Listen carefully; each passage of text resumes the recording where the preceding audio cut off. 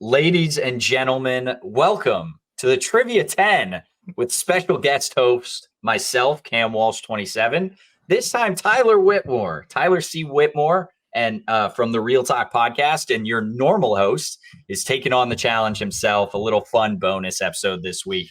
So, of course, I'm already messing things up. Of course, we got the Trivia 10 going, but it's no longer the Trivia 10. It's the Trivia Cam this week. So we are ready to roll. I am hijacking this thing completely. Make sure you are subscribed to the YouTube channel, still Tyler C. Whitmore's YouTube channel. Subscribe to it.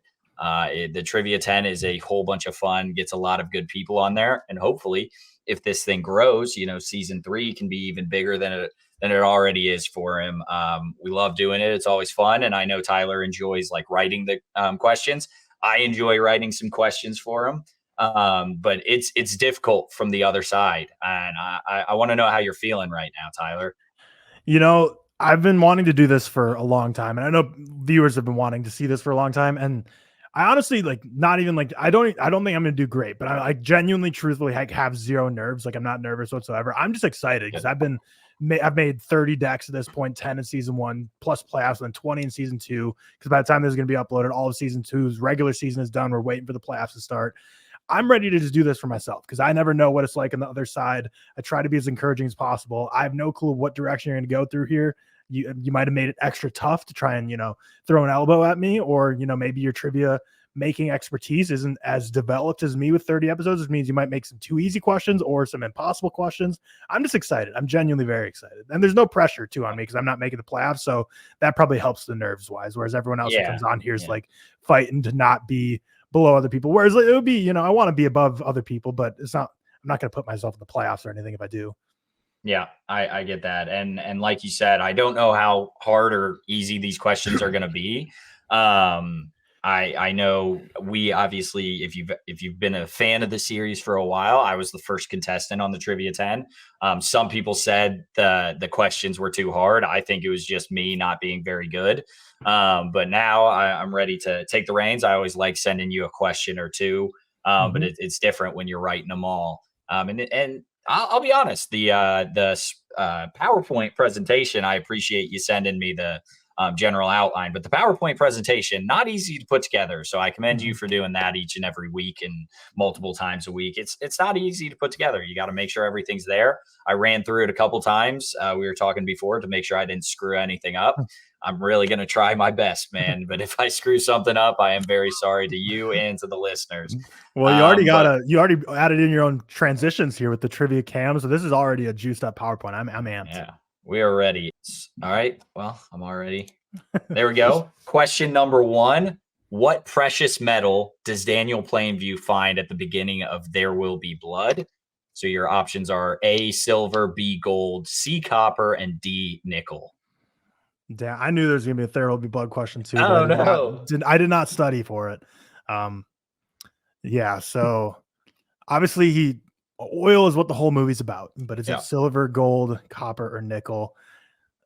Man, and it's been ages since I've seen this too. I'm immediately eliminating C and D. I'm down to A and B. Okay.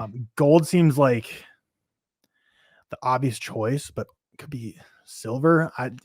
I'm throwing completely a guess in the dark, but I'm gonna go B, gold. You were right there. You had an opportunity there. It is silver. I didn't know how easy or hard that one would be, but that's all right. We'll see where we go from here. So next up, what is the first song to play in Bo Burnham Inside? So your options are A, content, B, comedy, C, welcome to the internet, and D, don't want to know. First off, all this being in, I always have caps lock on when I make these. All these being in lowercase is throwing me. Oh, really? I didn't even realize you always had caps lock. It's a minor OCD thing, but okay, my bad. That's good to know. No, so it's not welcome to the internet. It's not don't want to know, because that's when he's like, that's the beginning of the second half. I think he's asking if he enjoys the crowd. There you go. Or if people are enjoying it. I'll give you a hint and say good pull there. Good pull in the second half thing. Comedy. See, the problem is comedy, I can't even play in my head right now. I'm thinking. but look, I made you some content. I don't know if that's one. Wait, no, it's definitely. I'm not logging this in yet, but I'm pretty sure it definitely has to be content because I'm pretty sure the movie opens up, or whatever you call it, opens up with like the dun dun dun dun dun dun. Content's the one jumping out, so I'm going A, content. Going A, content. It's Okay. it's a great poll. You got it there. 5 points, getting yourself on the board. I think that's a good place to be at the start. We'll move on. We'll move on to question 3 here. All right. What is the name of Tobey Maguire's character in Babylon? So of course he's Charlie Chaplin was who he was supposed to be, which with that news that is one of those made up news is that I remember covering on the ReelTok podcast, and like you Google it and like nothing ever says Charlie Chaplin, and I was so confident which I swear he did because we talked about the podcast. He's cast as Charlie Chaplin, but who is he? God, dude, I'm gonna have to think about this one. I feel like I know this. Yeah, take your time. Tobey Maguire. See, like Jimmy McGill's in my head, but that's Better Call Saul. I don't know why Jimmy McGill's in my head. I feel like his name is James. James is just sticking in my head. It is unfortunately an all or nothing question. Fair. So I a more graceful host like me might give 5 points if you get one name right, but I don't think I'm going to get either. Yeah. Maybe if there were playoff implications on the line, I'd slide you that bone. That's valid. That's valid. I copy and paste the same tweet about Babylon every week or so. I know. I had to throw a Babylon question. Yeah. This one does come from Sammy J Reacts. So he wrote this one. This is all him. Yeah, I got nothing. I'm just going to say James McGill because some reason that's in my head. Wow. It's a great guess. It's James I got McKay. The first 6 first name and first 2 letters right. Yeah, you were right there. It was a really great guess. I would not have had a shot at that guess, but James McGill, why the fuck? Whatever. James McKay. Right, okay. I would have never gotten McKay. That was nowhere mad. No. Letter K was gone. Good try.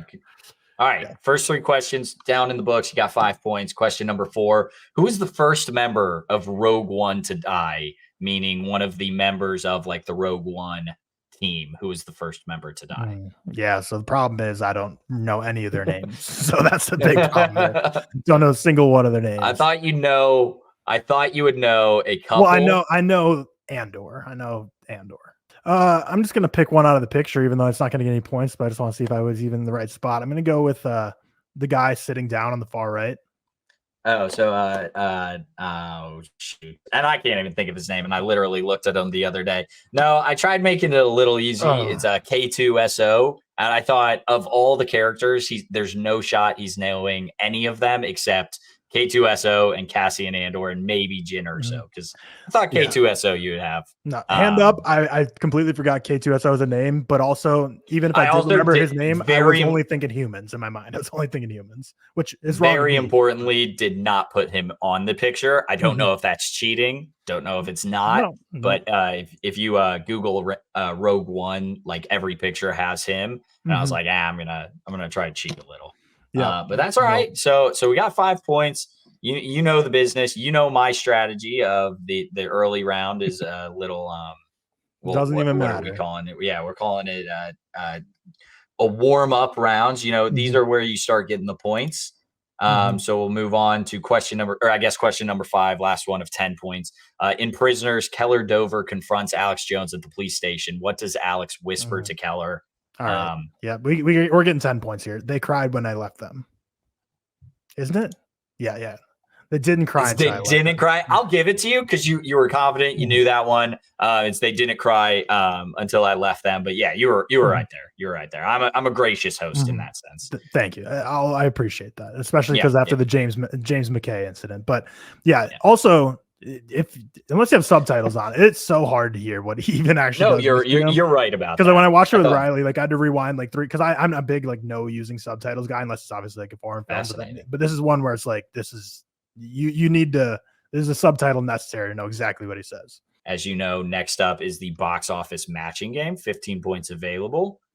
So here we go. Your first one is La La Land. Second movie, Mamma Mia. And Sicario is your third movie. So your first production budget, $52 million, and then made as $609 million at the box office. Second production budget was $30 million, made $447 million at the box office. Third production budget, $30 million, making $85 million at the box office. Yep. Also, shout out Sicario. I think this is probably the most used movie from season 2 on the Trivia 10. I think I've asked a Really? couple Sicario questions. Okay. So you'd think, but none of them have included budgets or box office. But my gut immediately is saying La La Land is going to be 2 with that 30 million that made 447 million. Sicario is not pulling in 600 million at the box office. I think Mamma Mia could, but that's questionable. I know that's just like a cult classic fan movie, but I really don't think Damien Chazelle got 52 for La La Land. So right now I'm like pretty confident Sicario would be 3. I think that's going to be 30 million that made 85. And I feel like La La Land was a 30 million budget that made 447, but that also could be the 609. So I'm between 2 and 1. I'm really hoping I'm right with Sicario at 3, but I'm going to say La La Land 2, Mamma Mia 1, and Sicario 3. So 2, 1, 3. 2, 1, 3. Great pull. 15 points right there. So that's big. You're at 30 total for the game. Huge pull there. Fantastic job. We won't even hold on that. We'll move right along into the matching game. So another 15 pointer, as you know. So we've got There Will Be Blood is back, Home Alone, and then X-Men Days of Future Past. Yep. So let's use the strategy everyone found out of looking at the review numbers, but they're all 250,000, but the critics numbers tells us something. Usually the newer movie is, the more critic reviews it has, which is why I'm thinking Home Alone in there. It doesn't seem like a 66 critics, but I low-key think it is. And as the lowest, I'm going to lock Home Alone in at 3 right now. And that's going to leave me with There Will Be Blood and X-Men Days of Future Past. Now, 246 and 333, there's just not enough there that's really going to give me a discrepancy here. I feel like audience would like X-Men Days of Future Past better. So I'm going to say Home Alone's 3. I'm going to say Days of Future Past is at 2, and There Will Be Blood is 1. So I guess 1, 3, 2 from left to right. Okay. Good work. Good work, Tyler. You really got me there with I tried to throw the trick in of maybe like Home Alone wasn't. Yeah, I tried to. Because you thought my mind would go to X-Men, which makes sense. The only thing that gave it away is that little Josiah hint with the 116 reviews. Usually, the older a movie, the less critic reviews. So good pull from there. That's a veteran mind right there, a veteran knower of the game. So great work there, and I'm going to use it in the future. I've looked up sickening amounts of box offices and Rotten Tomatoes the past couple months preparing for these. Whereas like the first half of the quiz is just like trivia, like how well do you know your movies? Which my trivia clearly wasn't there, but for box office and Rotten Tomatoes, I've looked up so much damn stuff. So I guess it's sticking in my head. Yeah, that's fine. You're doing hot right now. You're at 45, I believe. So 45 asterisk. We'll say 40 actual, but 45 for sure. But I think I think you're doing. You can count the 45. Question number 8, the 2-part question, as you know. Matt Damon famously won the Oscar for Best Original Screenplay for Good Will Hunting. What are his 2 Oscar nominations for Best Actor? What movies did those come in? Interesting. So does that include supporting actor, or is it just best actor? No, best actor. Okay, gotcha. 2 nominations for best actor. So Screaming on Me is The Martian, but I feel like that might be a trap. He obviously would be only supporting in the Ocean's movies. There's a clip of him as like a lead singer in a band in a Kevin Movie Man TikTok I just saw the other day, but I can't remember what that is, and I haven't seen it. Scotty doesn't know from Euro. Yeah, that's Euro Trip. Yep, Euro Trip. It's a good cameo.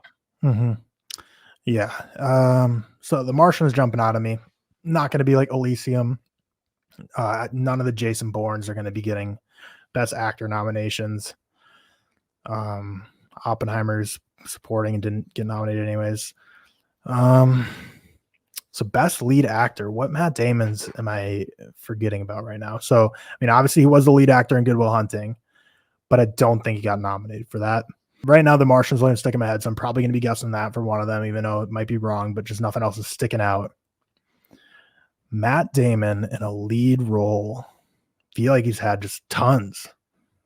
Seeing you threw in, he won it for Best Original Screenplay. That might be like a little smoke and mirrors to make me think, oh, we already said Good Will Hunting, so I can't say Good Will Hunting again.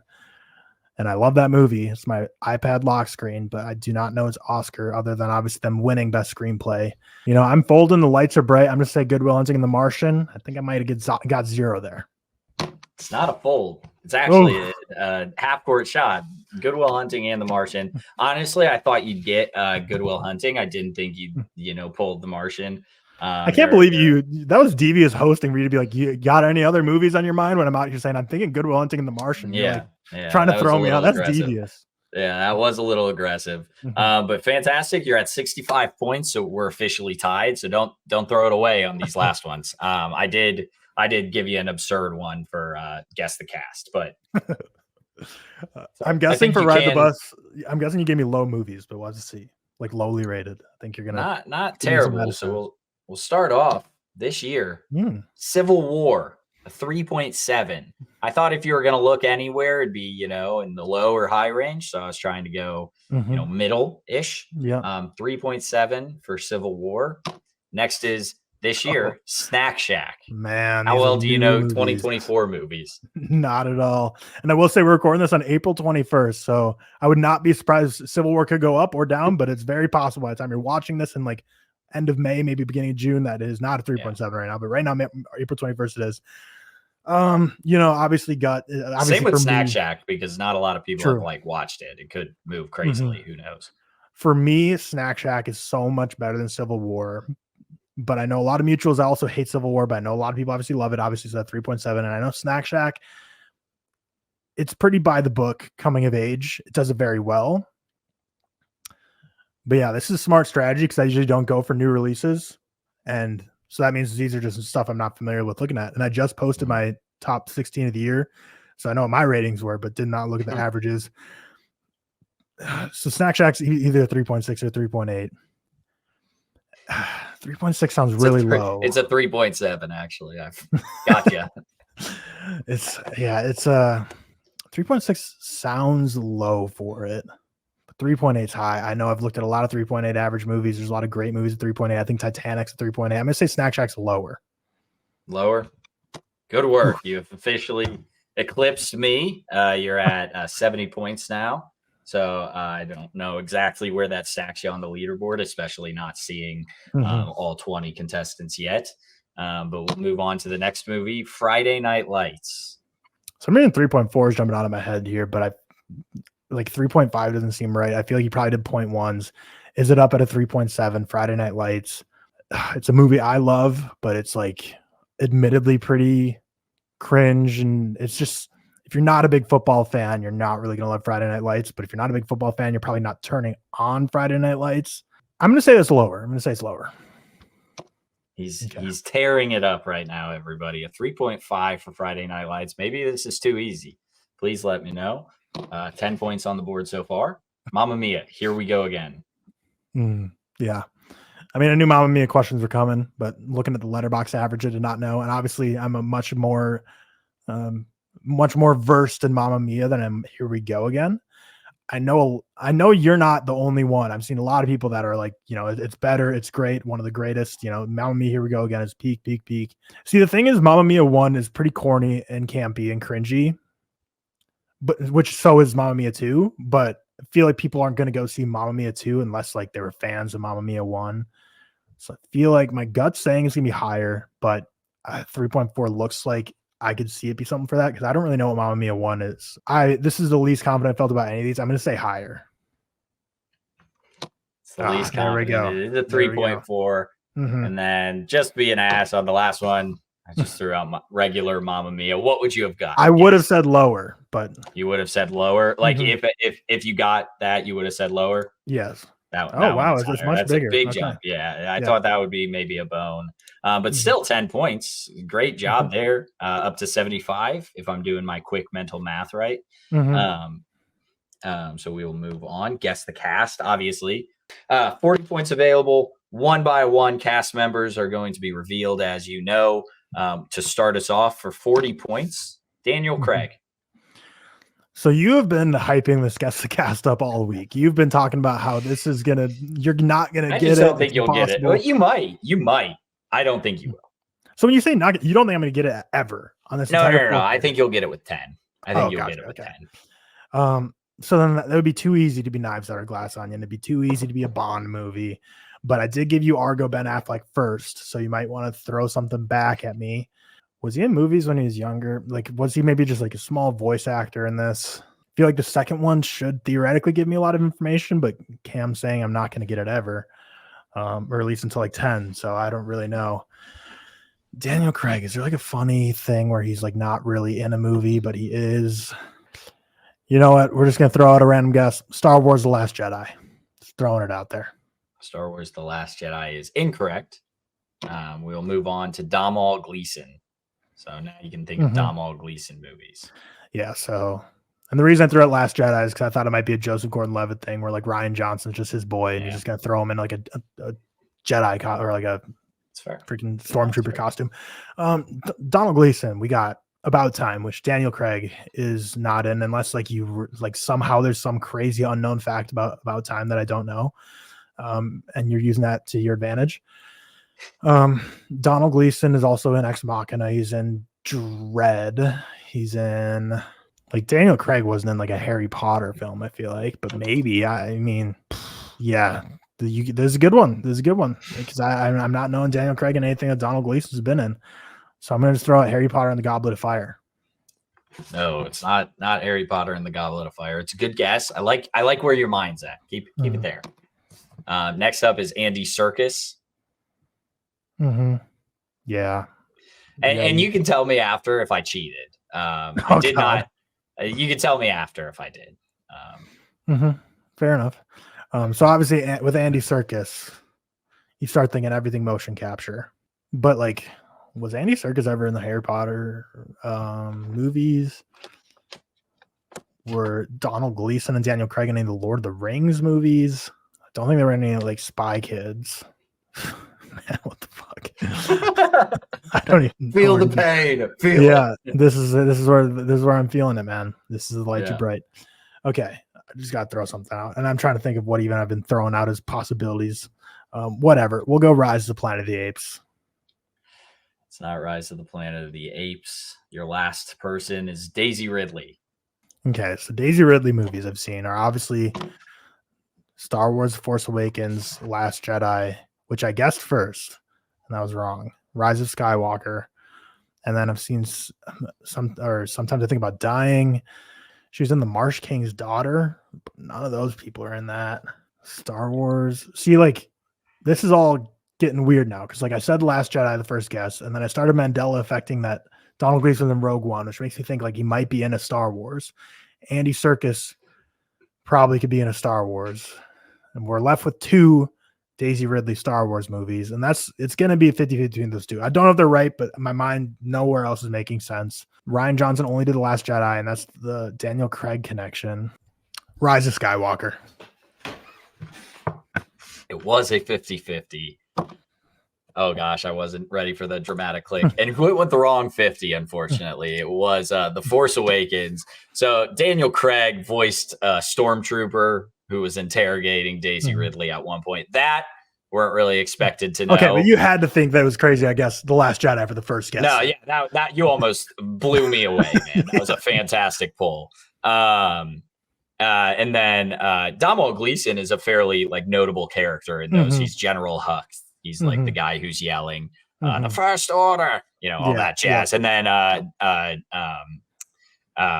Serkis is Snoke. It is motion capture. So that's kind of why I didn't know if that was cheating.